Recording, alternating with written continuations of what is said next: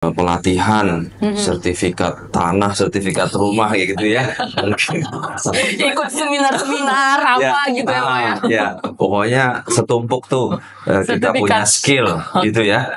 Nah, tapi attitude-nya ntar dulu gitu ya. Nah, ini yang Bapak gendut ini ya kan, yang nggak bisa bahasa Inggris, dia bisa jualan 200 piece sebulan. Pak, jangan body shaming Pak. Oh ya, maaf ya.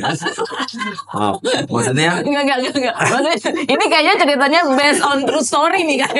Ya, kalau memang kita bawaan bayi, Pak, saya bawaan dari bayi udah sombong Pak, dari lahir udah sombong, susah Pak buat jadi rendah hati. Nah, oke, nggak apa-apa, it's okay. What can you give to the company? Nah, even walaupun dia sombong ya Pak ya. Iya, nggak apa-apa, boleh sombong kok, nggak ada yang larang gitu ya. Tapi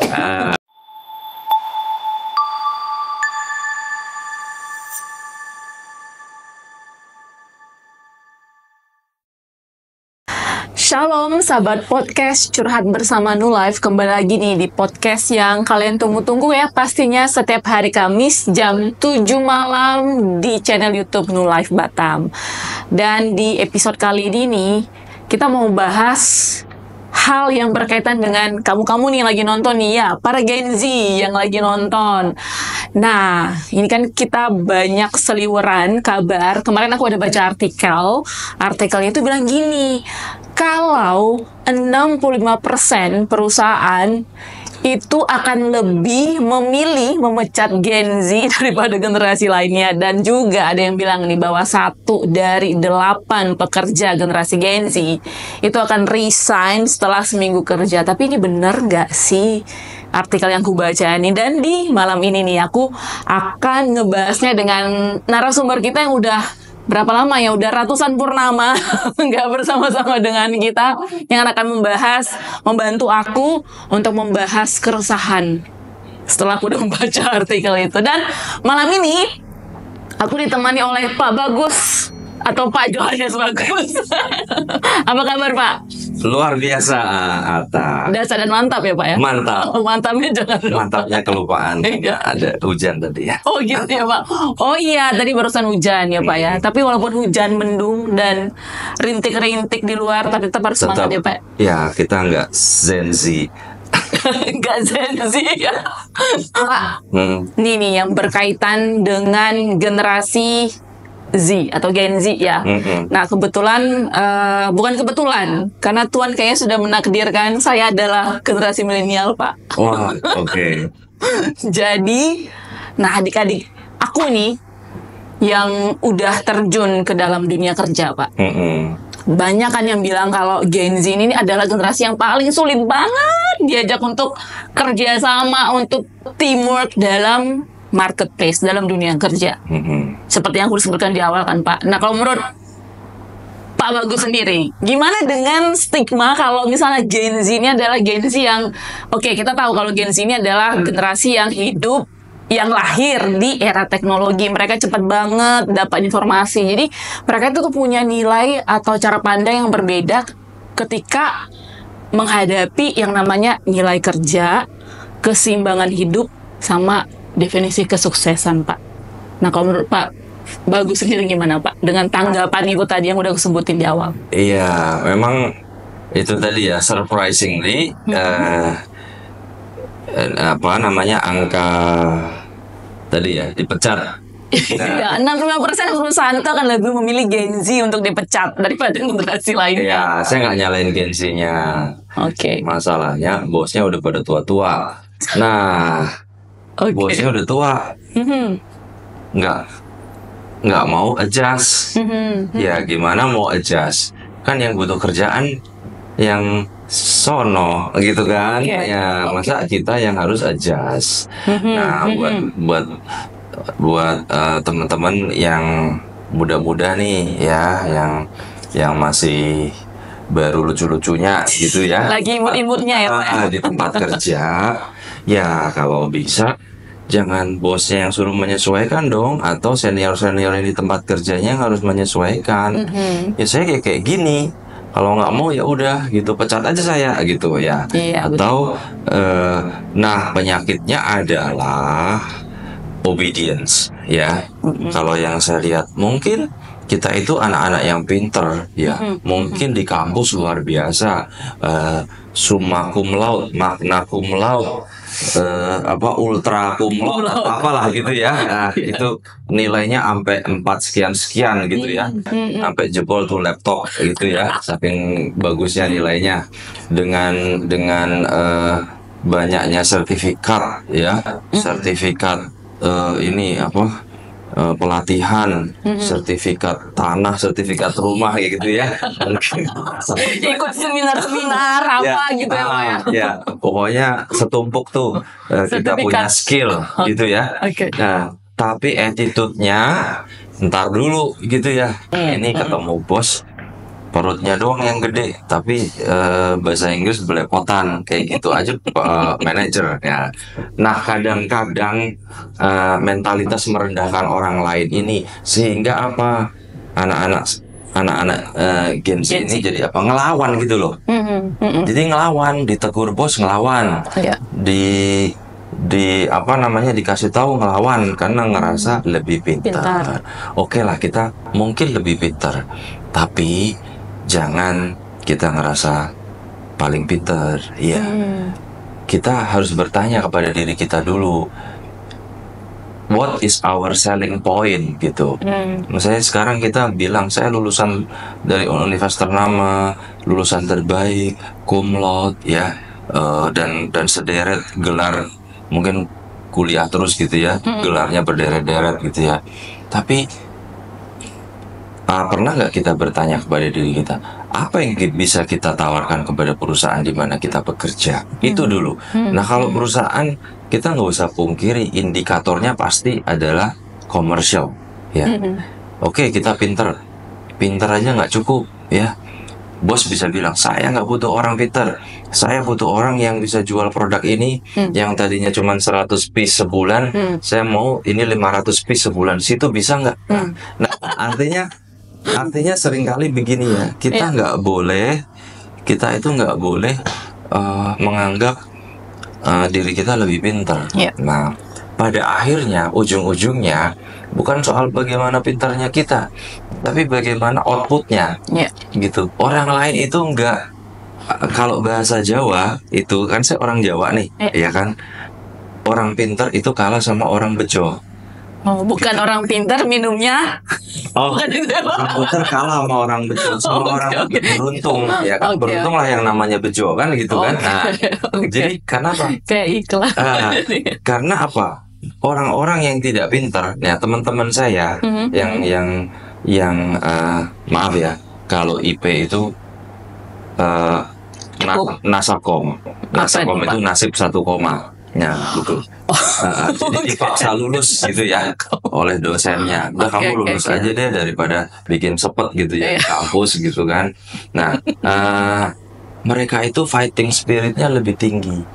Dan saya lihat mereka cenderung mau belajar karena ngerasa nggak pintar. Kalau orang ngerasa nggak pintar, dia mau belajar. Tapi kalau orang udah ngerasa pintar, disenggol aja ngamuk gitu loh. Pinteran gua gitu daripada lo gitu ya, ngapain lo senggol-senggol gitu. Nah, itu mentalitas itu yang mesti dibuang jauh-jauh, ya kan. Oke lah, kita lebih pintar, kita lulusan universitas yang terkenal dan lain sebagainya, kita punya skill dan lain sebagainya, tapi pada akhirnya output apa yang bisa kita berikan kepada perusahaan. Nah, itu dulu. Nah, kalau memang kita bawaan bayi, Pak, saya bawaan dari bayi udah sombong Pak, dari lahir udah sombong, susah Pak buat jadi rendah hati. Nah, oke, nggak apa-apa, it's okay. What can you give to the company? Nah, even gitu. Walaupun dia sombong ya Pak ya? Iya, nggak apa-apa, boleh sombong kok, nggak ada yang larang gitu ya. Tapi boleh, silakan bersaing dengan Bapak yang nggak bisa bahasa Inggris ini, kan nggak body shaming kan? Gitu. Oke Pak, ceritanya cukup banyak humornya Pak, banyak cerita lucunya. Nah, tapi kalau aku lihat ini sepertinya based on true story nih Pak. Karena saya tahu Bapak juga bekerja di sebuah company yang dimana mungkin lebih banyak atau lebih sedikit nih Gen Z-nya Pak.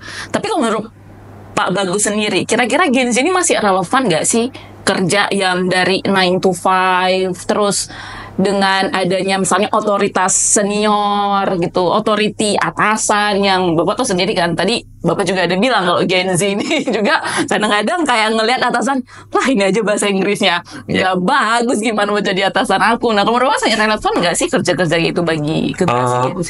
Saya bekerja di perusahaan yang dimana ada dan value yang di perusahaan yang luar biasa. Nah, dan dari mulai generasi, saya nggak tahu ya kalau udah umur 60 tuh apa namanya, gen apa tuh? Baby boomer. Baby boomer. Baby boomer, dan masih bekerja di perusahaan, walaupun usianya sudah retirement. Dan ada yang baru lulus dari universitas ya, fresh graduate, itu kan Gen Z ya. Gen Z, Dan ada generation gap, dan sehingga di situ seringkali menimbulkan masalah di dalam komunikasi. Ya, nah, anak-anak Gen Z harus belajar ya, suka nggak suka, kalau emang butuh kerja, bosnya kan udah tua, udah berumur Pak. Ya udah berumur gitu ya. Nggak ada bosnya yang baru 19 tahun gitu ya, kecuali mungkin ketiban rezeki dari bapaknya gitu ya. Ini gua kasih pabrik gitu kan. Mungkin komunikasinya lebih nyambung gitu ya. Tapi kalau seperti yang sudah berumur 50, 60, 70 misalnya, 80 bahkan ada yang masih aktif di satu perusahaan. Bagaimana anak yang umur 20 ngomong sama anak orang tua umur 80? Nah, sebenarnya nggak susah kok. Kalian kan punya kakek, punya grandpa, punya oma, punya opa. Gimana sih memperlakukan grandpa? Emang dimarah-marahin gitu grandpanya? Kan enggak gitu ya kan.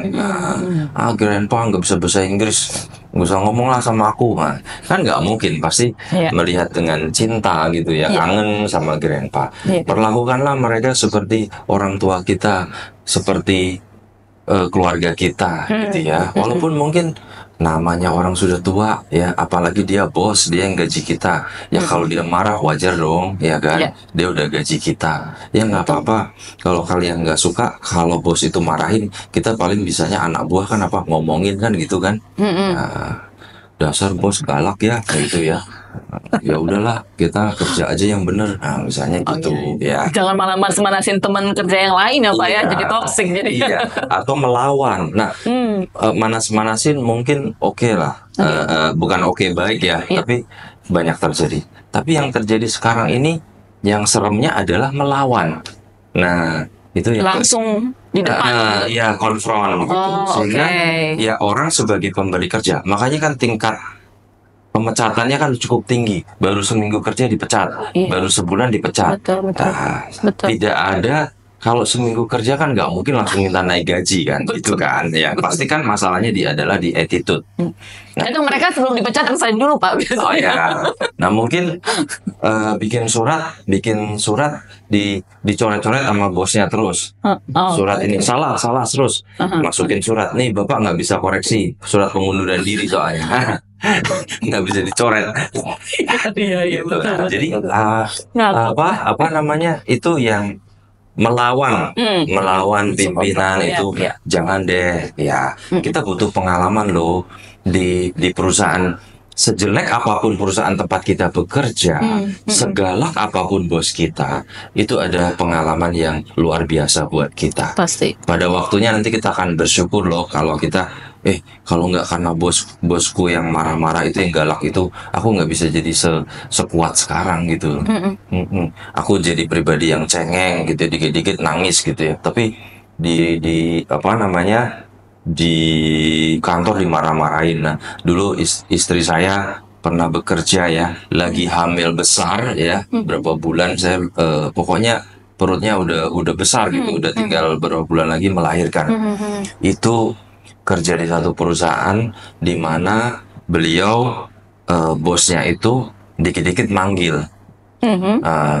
Nah, manggilnya kalau dari ruangan ke ruangan mending, bosnya itu di lantai 3 ruko. Nah, istri saya kerja di lantai 1. Nah, kalau manggil kan dari atas dengan suara yang kenceng, nanti istri harus naik ke atas tuh, ke lantai 3. Nanti setelah dengan susah payah karena sudah hamil tua gitu Iya, ya, sudah hamil tua.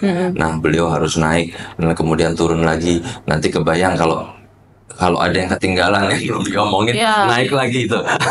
Nah, bagaimana ya itu contoh gitu ya, satu contoh bagaimana kita juga harus tetap menghormati atasan kita, ya. Nggak bisa kita Bapak yang turun, nah nggak mungkin, ya kan? Terlepas daripada kondisi istri saya pada saat itu gitu ya, tetapi dia atasan, ya, dia pimpinan kita, ada respect ya. Kalau Tuhan percayakan beliau menjadi pimpinan kita, menjadi atasan kita, ya kita hormati. Semenyebalkan apapun orang itu gitu ya, iya Pak, tapi orangnya nyebelin loh, ya. Kalau yang harus kita sadari ya, teman-teman Gen Z, jangan pindah-pindah tempat kerja terlalu sering. Nah, ya. itu dia Pak yang sering terjadi ya. Ya, itu dinilai sama HRD. Ada apa kamu? Baru kerja seminggu kok keluar. Itu Pak, AC-nya panas. Terus ini, oke lah, AC panas ya. Ya oke. Ini kok 2 minggu keluar? Oh iya Pak, nggak ada tempat parkir Pak.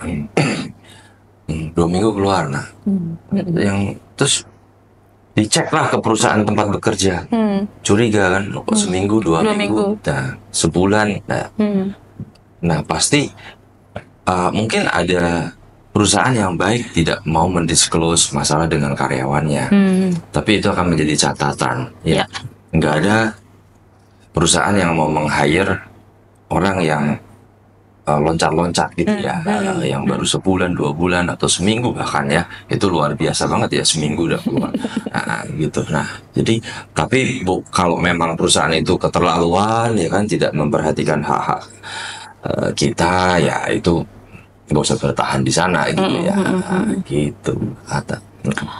Nah, tadi sempat Pak Bagus ucapkan mengenai Gen Z yang suka pindah-pindah kerja, Pak. Dan memang faktanya memang ya mostly Gen Z nih yang banyak seperti itu ya. Tadi juga ada artikel yang saya baca bahwa satu dari 8 orang itu biasanya Gen Z yang udah kerja seminggu itu pasti memutuskan resign, gitu kan Pak. Jadi mereka lebih cenderung apa ya? Mereka lebih cenderung kayak yang penting itu ininya Pak, dirinya gitu, nggak mikirkan gimana secara lingkup secara besar gitu ya Pak ya. Nah, kalau menurut Pak Bagus sendiri, dengan adanya Gen Z yang udah cenderung sering pindah-pindah kerja, tadi Bapak ada sebutkan sebenarnya di dalam dunia pekerjaan yang paling penting pertama itulah tadi rendah diri ya Pak ya, bukan rendah diri, rendah hati. Rendah hati. Terus yang kedua juga komunikasinya juga, terus yang ketiga juga menghormati ya Pak ya atasannya. Nah, tapi sebenarnya di samping itu Pak, apa yang menjadi tantangan Gen Z sih di dunia pekerjaan ini yang tadi suka pindah-pindah kerja, terus gimana langsung kayak aduh, daripada gue kerja di sini perusahaannya toksik nih, udah mending gue pindah aja deh, mental health gue terganggu gitu kerja di sini. Nah itu gimana Pak kalau menurut Pak Bagus, tantangan terbesar Gen Z-nya gitu dalam pekerjaan?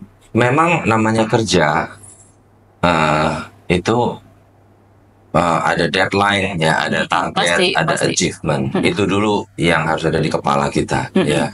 Nggak ada kerja itu cuman lihat-lihat view sawah atau pemandangan sungai, itu liburan ya. Itu healing ya, gitu ya. Jadi mesti dipahami dulu konsepnya ya. Konsep berpikirnya diluruskan dulu, setting otaknya sudah clear. Nah, dari situ kalau memang lingkungan kerjanya toksik gitu ya, kita udah kerja dengan baik tapi kita dimarah-marahin terus, dicari salahnya.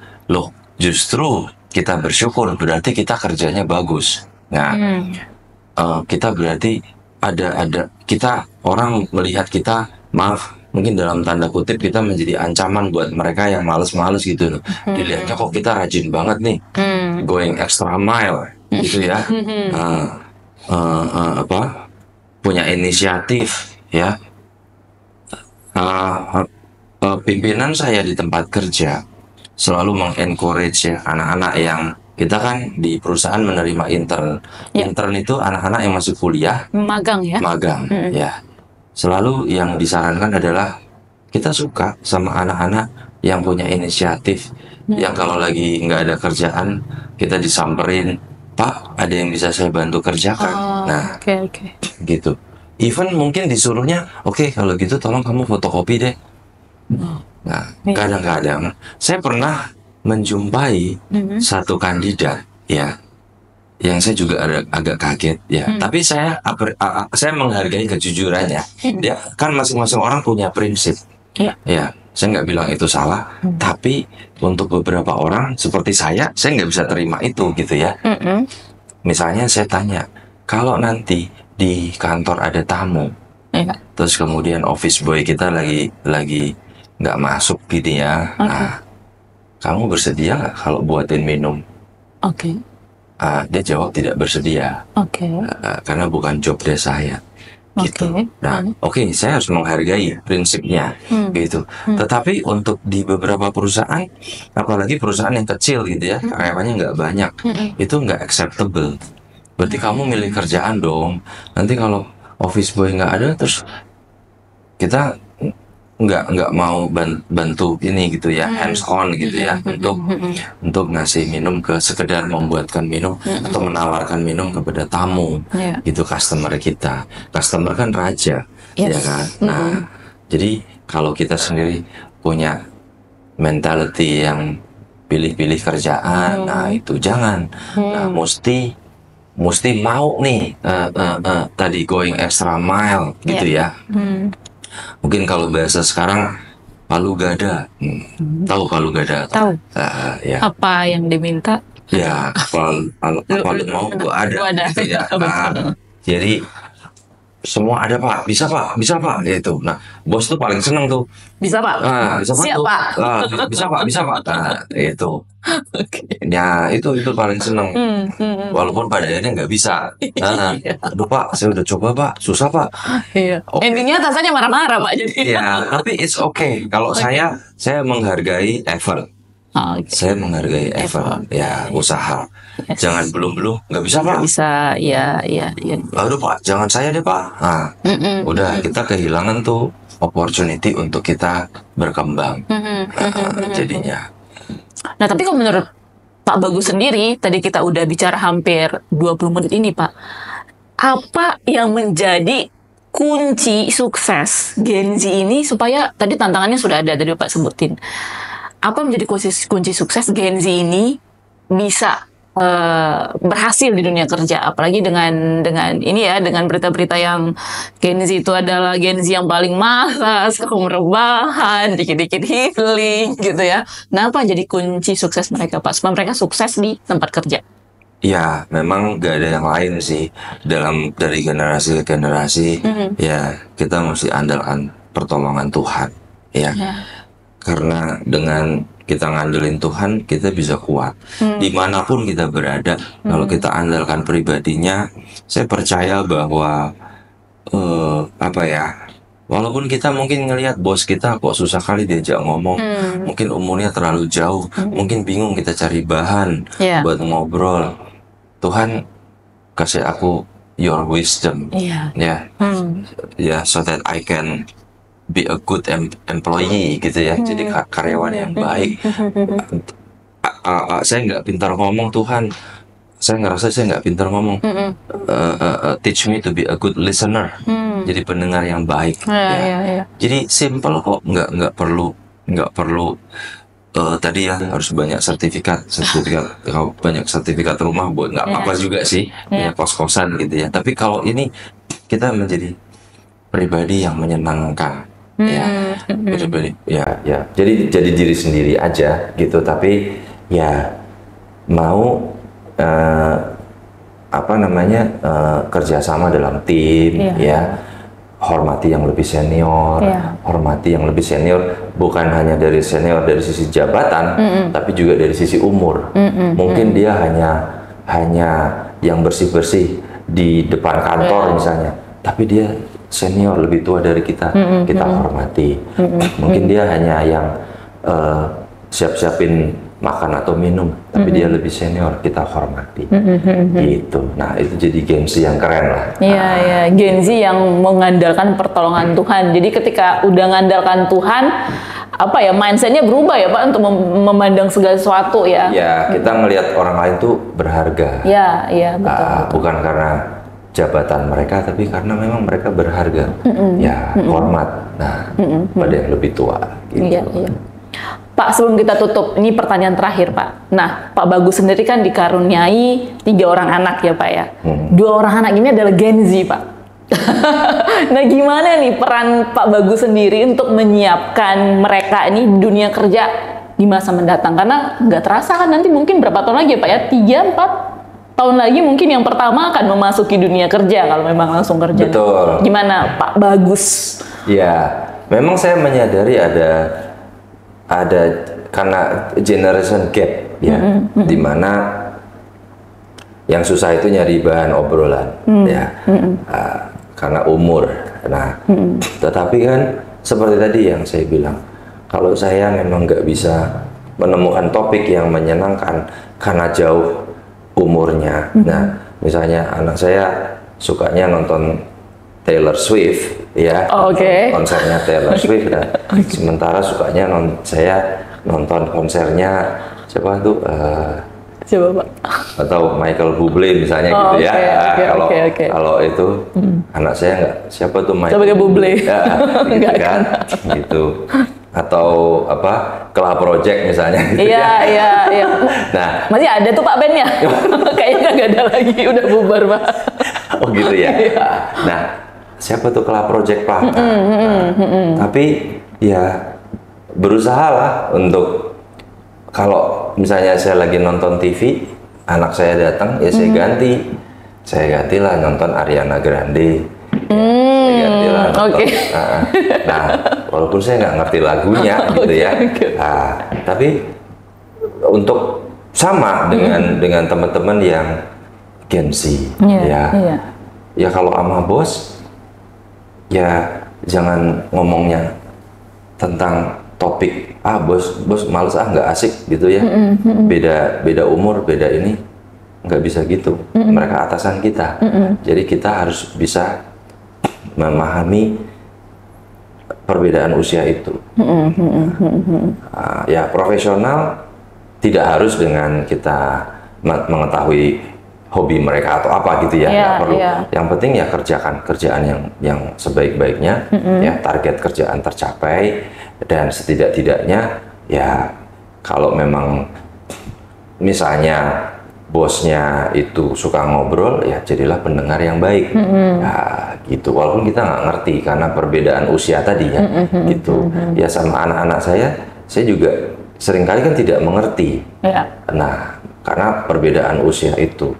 Ya tetapi saya nggak nyerah, saya research. Nah, lagu-lagu yang disukai anak saya gitu. Nah, sehingga ya minimal nggak yang kudet-kudet banget lah gitu ya, kurang update gitu ya, dikit-dikit lah ya, walaupun masih ini itu mungkin cara saya untuk bisa mengisi benang merah komunikasi gap tadi ya sama anak. Iya, kalau nggak akhirnya anak-anak nggak ngerasa penting untuk ngobrol. Papa nggak ngerti juga apa yang. Iya betul. Sama aja nanti juga kalau aku ngomong juga papa nggak ngerti gitu ya. Yes juga sih. Nggak ada ngobrol. Iya. Gitu. Nah itu ya penting lah. Jadi berusahalah kita jadi lebih update lah.